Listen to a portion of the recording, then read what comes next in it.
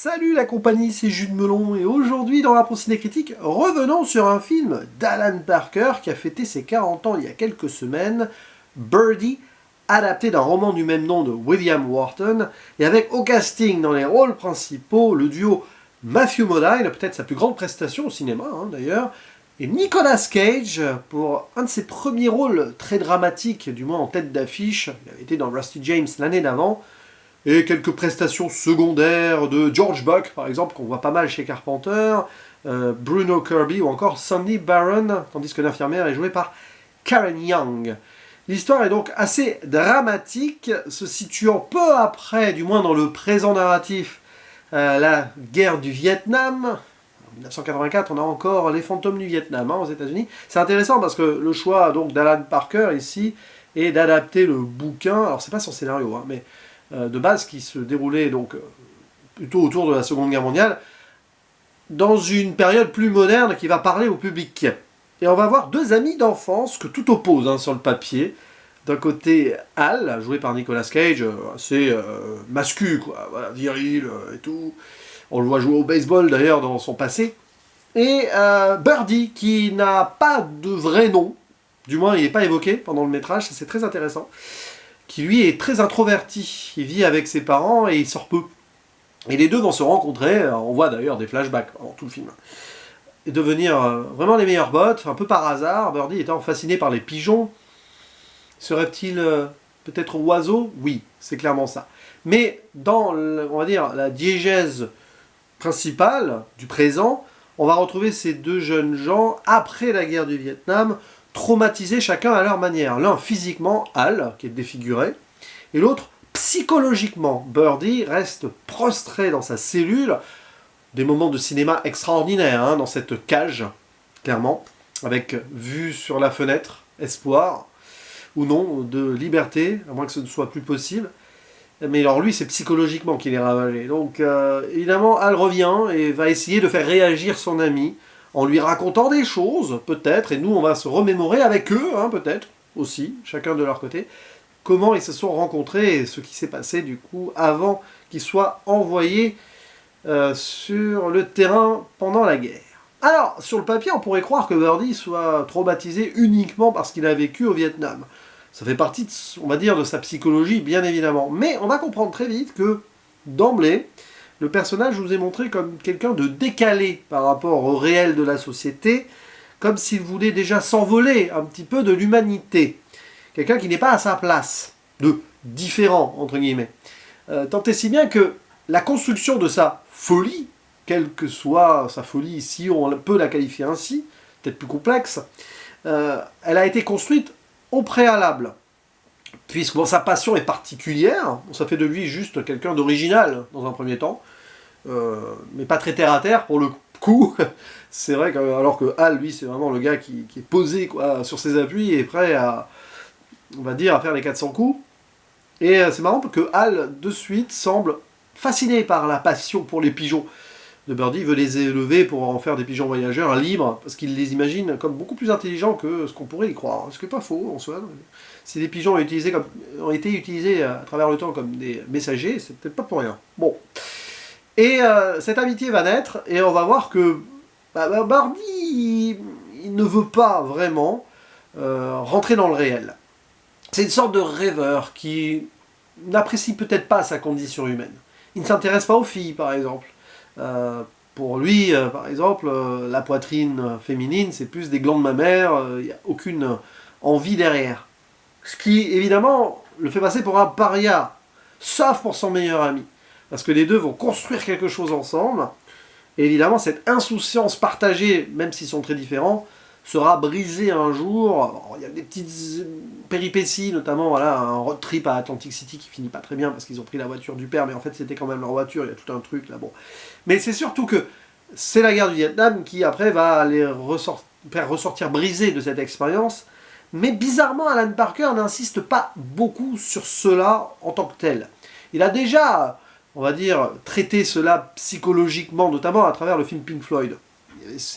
Oui, c'est une idée comme ça de traumatisme, de folie potentielle, à moins que la folie ne soit juste ici que la perception autre qui ne veut pas se conformer au système.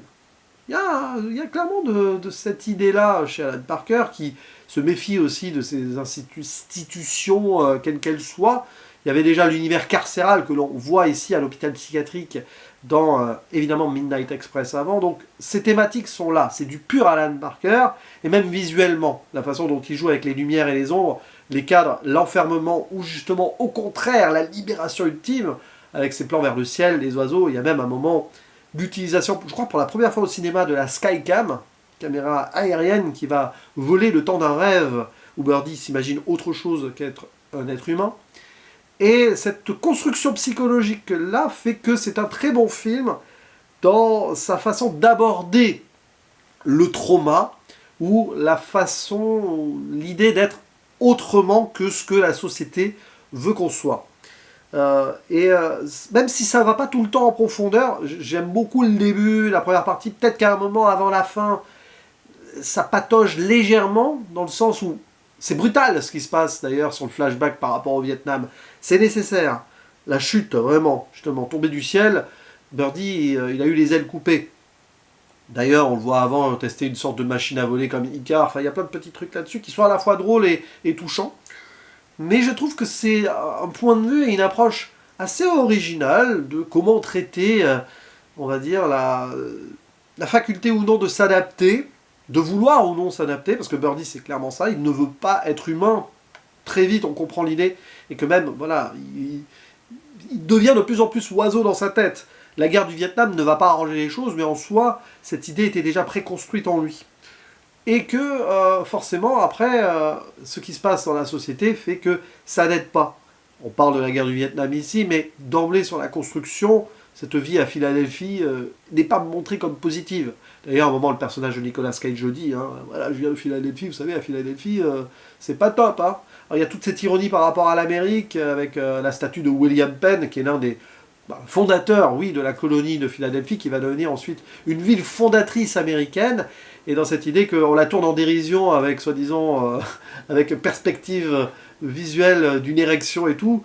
C'est comme ça que Alan Parker retourne un petit peu le système à travers ce film, ce système qui, d'emblée, broie de toute façon potentiellement ses citoyens, même si ici il y en a un qui essaye d'être l'américain pur, le personnage de Nicolas Cage, il va en revenir totalement défiguré, lui qui jouer sur son physique quand il était plus jeune, alors que l'autre, de toute façon, d'emblée, par rapport à ses passions, sa vie déjà un peu monotone et solitaire, avec ses parents, il ne voulait pas, de toute façon, être ce que l'Amérique voulait qu'il soit.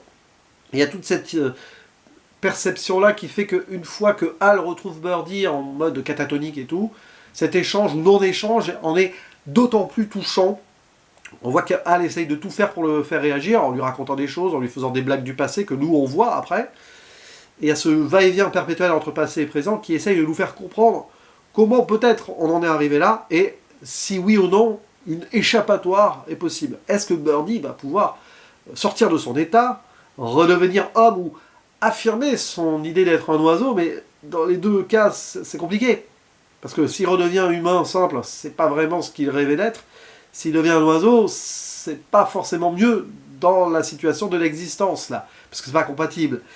Donc il y a, d'ailleurs, à un moment, ils deviennent des oiseaux, les deux, quand ils se déguisent en pigeons, ça c'est hyper drôle. Le film joue avec l'humour là-dessus. L'idée du décalage un peu anti-système ou non conforme, qui fait qu'on s'en amuse aussi.